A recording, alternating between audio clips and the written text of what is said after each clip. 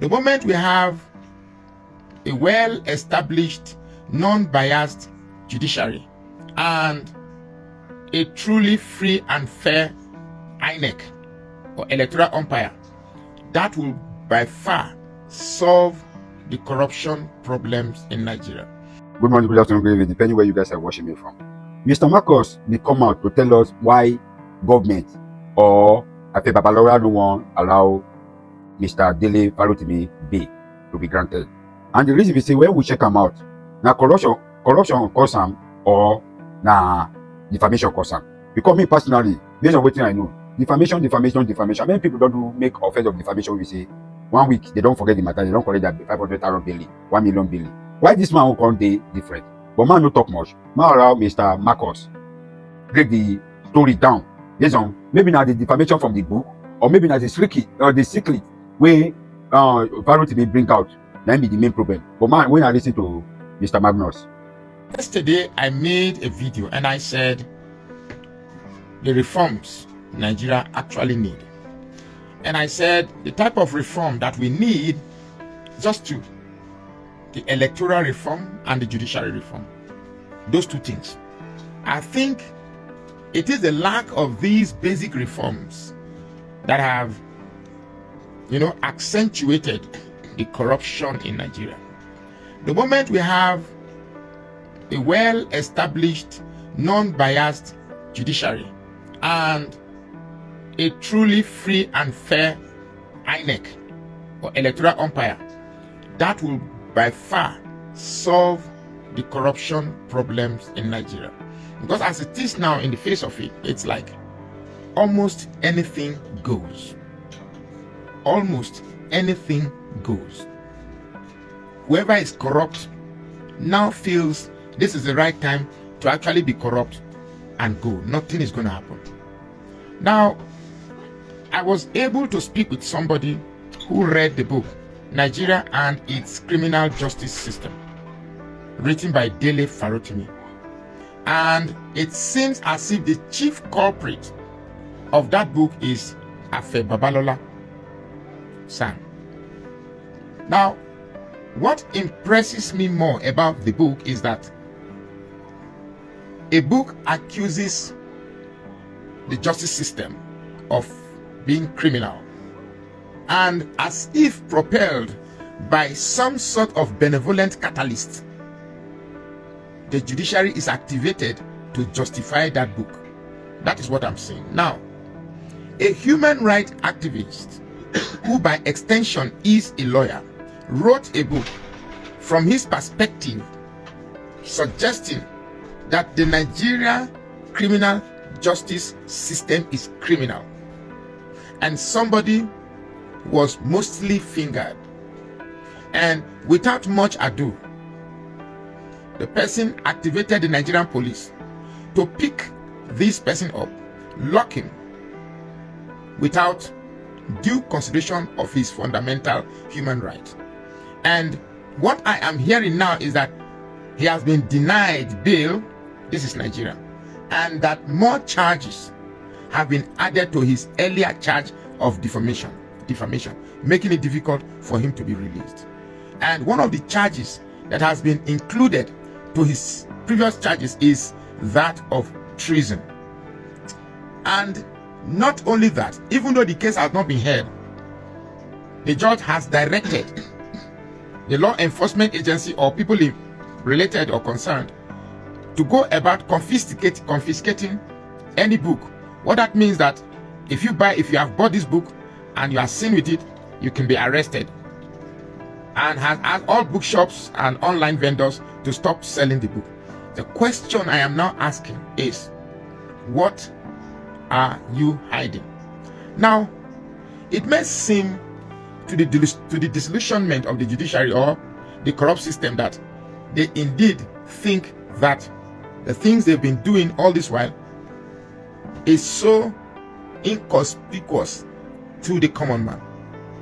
But as Nigerians, we all know how corrupt the Nigerian system is. Now, I just came in from Delta State. Oh God, I just came in from Delta State. I've not even had my bath, actually. Just came in like an hour ago. Something took me to Edo State. I just came in from Edo State. Now, anything from the south up to Okene, police, and this is the Nigerian military, who are supposed to be professional, asking you, any joy for the boys? Show me love, show me love, show me love, show me love. That's the slang now. Show me love. That means bribe me, bribe me, bribe me.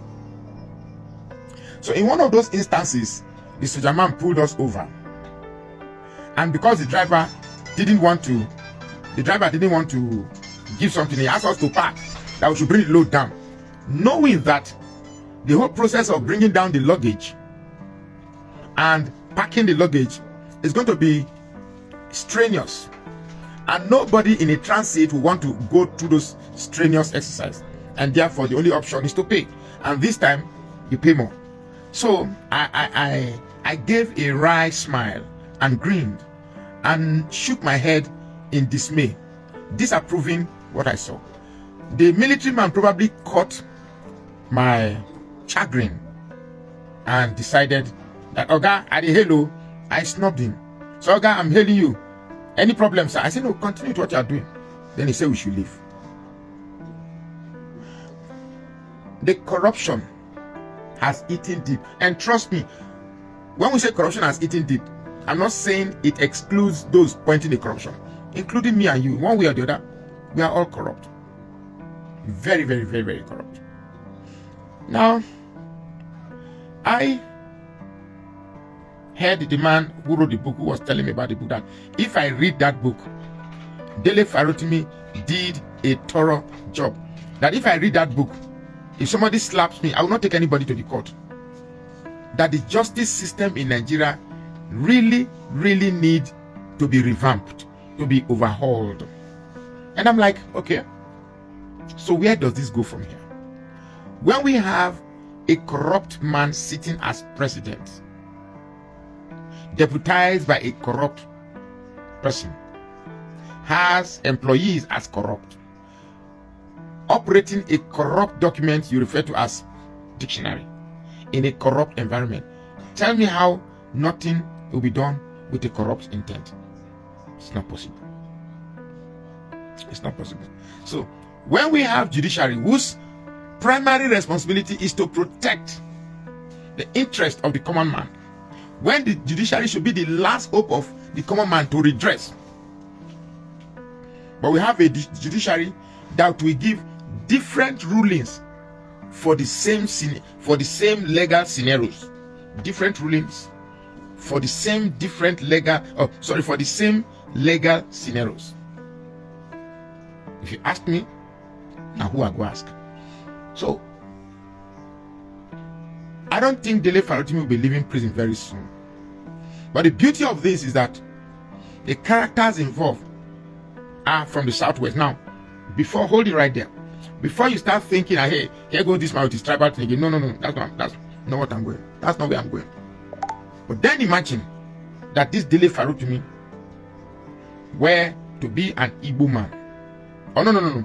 Dele Farotimi is a Yoruba man. And then one barrister Chinedu Okafor Sam is now the one that is being hammered. And using his power, he picked Dele Farotimi and locked him. And we now know that is one barrister Chinedu something. You know the atmosphere will not be this quiet. You know that the atmosphere will not be this quiet.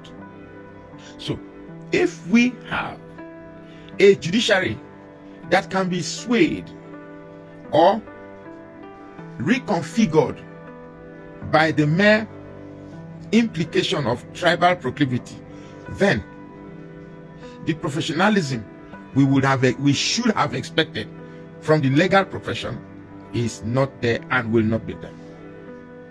You see, I say these things. Sometimes I ask myself, do my listeners truly understand the fears from where I'm coming from? Do they? Because the worst of the most ridiculous issues in Nigeria has yet to surface. We've not seen the ridiculous yet. What we are seeing is bad. The ridiculous never starts to come. When you see it, you know that these are beautiful times.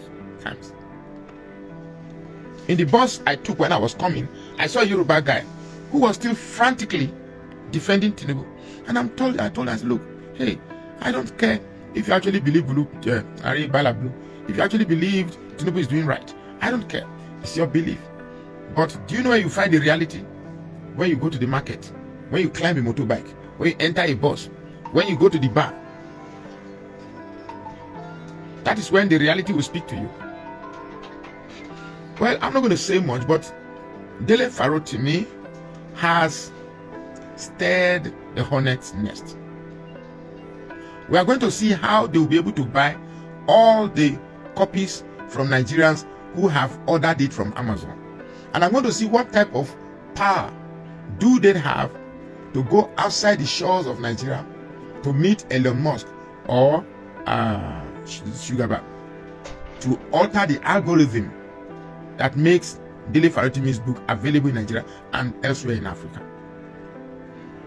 It's just a pity, big pity, that God has given us a country, a beautiful country, fertile lands, cash crops, beautiful brains that can start inventing, leading to actual export that will lead to strengthening the naira.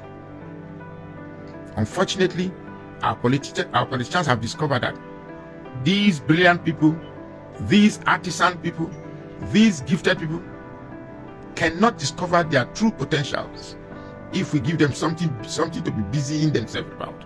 And that's religion, and that's tribalism. During Buhari and Jonathan, it seemed as if Jonathan sees Buhari, he will kill him, he will unalive him. I can tell you today that now that if Jonathan lives where he is, visits Buhari, they will roll the carpet and welcome him. Same thing if the other way is available. So I want to dearly speak to the people of the South. Politics is a game of number. I believe even the primary schools they know that. It is a game of number and will continuously be a game of number. So now sleep, I don't sleep inside video. Well, let me end here because I'm so tired.